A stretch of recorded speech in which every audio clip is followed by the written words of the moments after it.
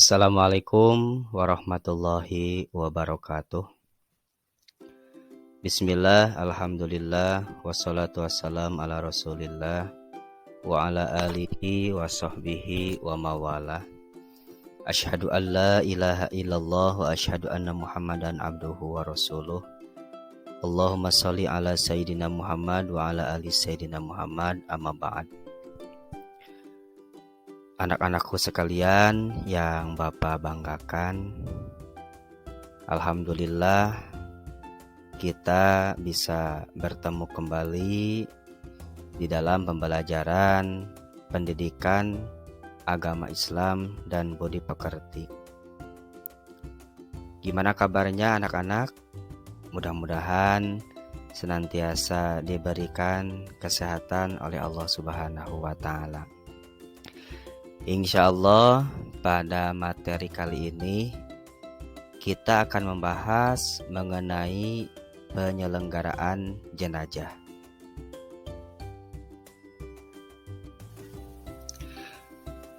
Anak-anakku sekalian yang Bapak banggakan, tujuan pembelajaran pada materi kali ini yaitu setelah mempelajari materi ini, peserta didik diharapkan mampu yang pertama menjelaskan hal-hal yang harus segera dilakukan seorang muslim terhadap orang ketika sakaratul maut. Yang kedua, menjelaskan hal-hal yang harus segera dilakukan seorang muslim terhadap orang yang baru meninggal dunia. Yang ketiga, menjelaskan pengertian pengurusan jenazah dengan benar. Kemudian menjelaskan hukum mengurus jenazah dengan benar, menganalisis dalil tentang mengurus jenazah, menjelaskan syarat wajib memandikan jenazah dengan benar, menjelaskan orang yang berhak memandikan jenazah dengan tepat, dan yang terakhir, menjelaskan alat yang diperlukan untuk memandikan jenazah dengan benar. Di sini ada renungan mengenai seputar masalah kematian. Yang pertama yaitu surat Ali Imran ayat 185, dan yang kedua surat Al-A'raf ayat 34. Yang pertama yaitu surat Ali Imran, A'udzubillahi minasyaitonirrajim, kullu nafsin dha'iqatul maut, yang artinya setiap yang bernyawa akan merasakan mati. Jadi setiap manusia yang bernyawa, makhluk hidup yang bernyawa itu pasti akan merasakan mati. Tidak ada yang lepas dari yang namanya kematian. Yang kedua yaitu surat Al-A'raf, A'udzubillahi minasyaitonirrajim, walikulli ummatin ajal, fa'idha ja'a ajaluhum la yastakhiruna sa'ataw wa la yastaqdimun. Yang artinya, dan setiap umat mempunyai ajal atau batas waktu. Apabila ajalnya tiba, mereka tidak dapat meminta penundaan atau percepatan sesaat pun. Jadi, yang namanya ajal itu tidak bisa dimajukan, tidak bisa dimundurkan, tidak bisa dipercepat atau tidak bisa ditunda, walaupun hanya sesaat, karena orang atau seseorang atau makhluk hidup itu sudah ada ajalnya atau batas waktunya. Selanjutnya, hal-hal yang harus segera dilakukan seorang muslim terhadap orang yang ketika sakaratul maut. Yang pertama yaitu mentalkinkan, menuntun bacaan tauhid di telinga seseorang dengan suara yang jelas dan tegas, seperti la ilaha illallah. Pembacaan tauhid ini dimaksudkan agar seorang muslim hanya mengucapkan kalimat pujian kepada Allah Subhanahu wa Ta'ala di akhir hidupnya. Niscaya kalimat tersebut akan membawanya pada ampunan Allah Subhanahu wa Ta'ala. Tetapi jika sudah dalam keadaan sangat kritis, cukup dibimbing hanya dengan lafal Allah, Allah, Allah, Allah. Kemudian hal-hal yang harus dilakukan seorang muslim terhadap orang yang baru meninggal dunia. Yang pertama, mengucapkan inna lillahi wa inna ilaihi roji'un. Asal dari Allah, akan kembali kepada Allah. Selanjutnya, segera mengatupkan atau memejamkan matanya, karena saat ruh sudah dicabut, mata jenazah mengikuti arahnya. Rasulullah Shallallahu Alaihi Wasallam ketika mendatangi Abu Salamah yang telah menghembuskan napas terakhirnya, sedangkan kedua matanya terbelakang, maka beliau memejamkan kedua mata Abu Salamah tersebut dan berkata, sungguhnya bila ruh telah dicabut, maka pandangan matanya mengikutinya. Selanjutnya, melenturkan persendian agar tidak menjadi kaku dan keras. Kemudian, menanggalkan pakaian dan perhiasannya dan diganti dengan pakaian yang menutupi dan melindungi seluruh tubuhnya. Kemudian membetulkan letak anggota tubuhnya serta membujurkannya ke arah kiblat. Selanjutnya, menyegerakan seluruh proses pengurusan jenazah. Ini ada hadis yang diriwayatkan dari Abu Hurairah radhiyallahu anhu bahwa Rasulullah Shallallahu Alaihi Wasallam bersabda, yang artinya, segerakanlah pemakaman jenazah jika ia termasuk orang-orang yang berbuat kebaikan, maka kalian telah menyajikan kebaikan kepadanya. Dan jika ia bukan termasuk orang yang berbuat kebaikan, maka kalian telah melepaskan kejelekan dari pundak-pundak kalian. Dan yang terakhir yaitu membayarkan utang-utangnya. Ini yang menjadi kewajiban yaitu para ahli warisnya. Anak-anakku sekalian yang Bapak banggakan, selanjutnya mengenai hukum mengurus jenazah, yaitu hukumnya fardu kifayah. Jika sebagian kaum muslimin sudah melaksanakan, maka kaum muslim yang lainnya tidak terkena kewajiban atau dosa. Sebaliknya, jika tidak ada satupun, maka berdosa semuanya. Tentu yang terkena dosa adalah kaum muslim yang berada tidak jauh dari tempat tinggal jenazah tersebut. Mengenai dalil pengurusan jenazah, yaitu ini ada hadis tentang memandikan jenazah dari Ummu Atiyah radhiyallahu anha. Ia berkata, yang artinya, salah seorang putri Nabi Shallallahu Alaihi Wasallam meninggal, yaitu Zainab. Maka beliau keluar dan bersabda, mandikanlah ia 3 kali atau 5 kali atau lebih dari itu jika kalian menganggap itu perlu, dengan air dan daun bidara, dan jadikanlah siraman akhirnya adalah air yang dicampur dengan kapur barus atau sedikit kapur barus. Jika kalian sudah selesai, maka biarkanlah aku masuk. Ketika kami telah menyelesaikannya, maka kami beritahukan kepada beliau. Kemudian diberikan kepada kami kain penutup badannya, dan kami menguncir rambutnya menjadi 3 kunciran. Lalu kami arahkan ke belakangnya. Ini hadis riwayat Bukhari nomor 1258 dan Muslim nomor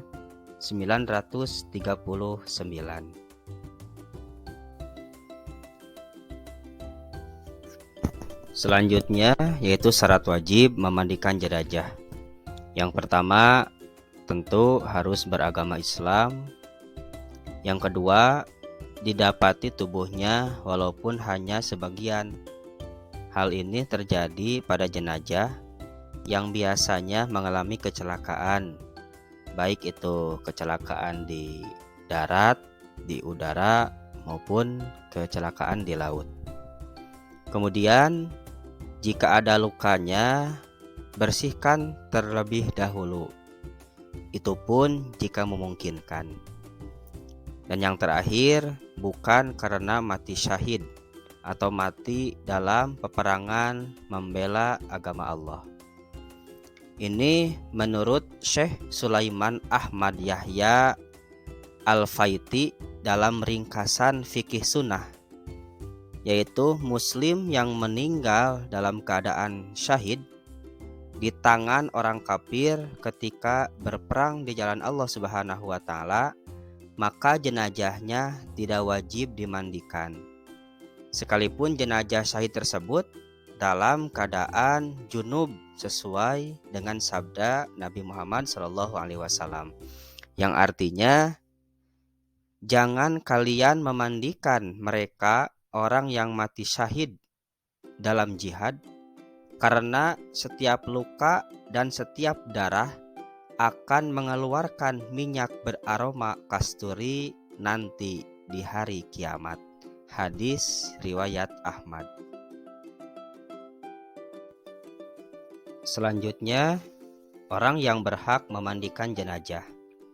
Yang pertama tentunya muslim, berakal sehat, dan juga baligh. Yang kedua, berniat memandikan jenazah. Yang ketiga, kepribadiannya jujur dan juga soleh. Yang keempat, yaitu terpercaya, amanah, dan mengetahui hukum memandikan mayat, serta dapat menjaga aib dari jenazah tersebut. Dan yang terakhir, jenis kelamin harus sama. Jenazah laki-laki dimandikan oleh laki-laki, dan jenazah perempuan dimandikan oleh perempuan, kecuali suami istri atau mahramnya. Kemudian alat-alat yang diperlukan untuk memandikan jenazah. Yang pertama yaitu tempat mandinya. Ini seperti digambar. Ini tempat mandi yang terbuat dari besi ya, atau aluminium yang begitu kokoh, karena untuk sekarang itu mencari pohon pisang sangat sulit, sehingga sekarang sudah ada tempat yang lebih modern, yaitu seperti ini. Kemudian yang harus dipersiapkan yaitu air bersih. Nomor 3 yaitu bidara, yaitu daun bidara yang bisa membersihkan kotoran. Ini seperti yang dilakukan, yang disabdakan oleh Rasulullah SAW berkata kepada para wanita yang sedang memandikan jenazah putrinya, yaitu Zainab. Mandikanlah dia dengan basuhan ganjil 3, 5, atau lebih dari itu, kalau kalian pandang perlu. Mandikan jenazahnya dengan air dicampur daun bidara, dan basuhan yang terakhir dicampur dengan sedikit kapur barus. Ini hadis riwayat Bukhari dan Muslim.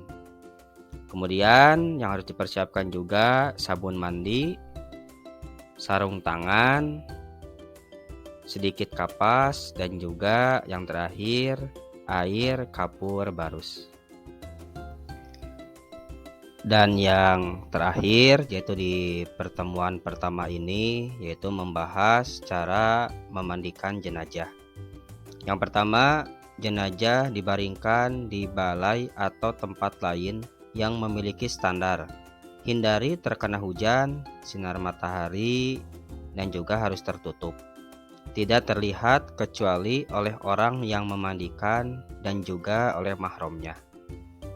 Yang kedua, diperintahkan menutupi mayit dengan pakaian yang melindungi seluruh tubuhnya agar auratnya tidak terlihat. Jadi meskipun sudah meninggal, tetap auratnya harus terjaga dan tertutup.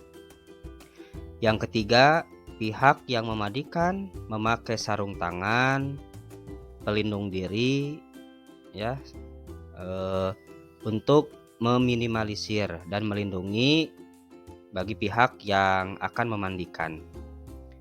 Air yang digunakan juga yaitu air yang suci dan disunahkan mencampurnya dengan sidr atau bidara atau larutan kapur barus. Yang keempat, menyiram air ke seluruh badan secara merata dari kepala sampai ke kaki. Disunatkan 3 kali atau lebih, yaitu dengan mendahulukan anggota badan sebelah kanan lalu bagian sebelah kiri. Selanjutnya, bersihkan giginya, lubang hidung, lubang telinga, celah ketiaknya, celah jari, tangan dan kaki, serta rambutnya. Kemudian, membersihkan kotoran dan najis yang melekat pada anggota badan jenazah, khususnya di bagian perut, yaitu dengan cara menekan bagian bawah perut, dan bersamaan dengan itu angkatlah sedikit bagian kepala dan badan, sehingga kotoran yang ada di dalamnya dapat keluar. Kemudian mewudukannya sebagaimana wudhu akan sholat setelah semuanya bersih. Terakhir, disiram dengan larutan kapur barus dan juga harum-haruman. Mungkin itu pembahasan kita pada pertemuan kali ini. Mudah-mudahan apa yang disampaikan ada pelajaran yang sangat berharga, dan mudah-mudahan kita bisa bertemu kembali, bisa berjumpa kembali pada pembahasan yang akan datang. Kurang lebihnya mohon maaf. Ditutup dengan doa, subhanakallahumma wa bihamdika asyhadu alla ilaha illa anta astaghfiruka wa atubu ilaik. Wallahul muwafiq ila aqwamit thoriq. Wassalamualaikum warahmatullahi wabarakatuh.